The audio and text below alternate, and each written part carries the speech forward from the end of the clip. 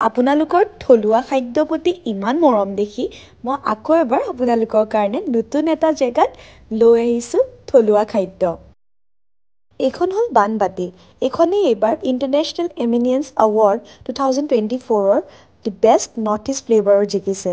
সেইটো কাৰণে বানবাটিলৈ আপোনালোকক স্বাগতম আপোনালোকে যিহেতু জনাইছোঁ। দেখিছে মই বানবাটিত আহিছো চাওকচোন কিমানখিনি খাদ্য দিয়া চিকেন আকৌ এইফালে হ'ল মাছৰ টেঙা এইফালে মেজেঙা সৈতে গাহৰি আৰু এইফালে আপোনাৰ তিলৰ চিকেন এইবিলাকতো আছে তাৰ লগতে চাওকচোন পাতৰ থালিখন এইফালে আপোনাৰ ৰঙালাও চব্জি কলডিলৰ চব্জি মাটিমাহৰ দালি খাৰ দালি আৰু আপোনাৰ আলু ভাজি সেইফালে এখন পাপৰো দিছে। যিহেতু আমি জানো যে বাহিৰৰ মছলাবিলাক স্বাস্থ্যৰ কাৰণে কিমান হানিকাৰী সেইকাৰণে বানবাটিয়ে নিজৰ মছলাবিলাক তৈয়াৰ কৰি পেলাই খাদ্যত দিয়ে। ইমান টেষ্টি হৈছে নহয় মাছৰ টেঙাখন চব থেকেৰা দি পেলাই বনাইছে আৰু এইফালে এতিয়া লৈছো তিলৰ সৈতে চিকেন কেনেকুৱা লাগে খাই চাওঁ।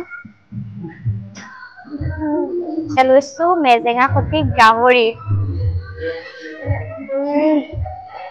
আৰু এইটো গাহৰি পিচ কি ধুনীয়া বনাইছে নহয়।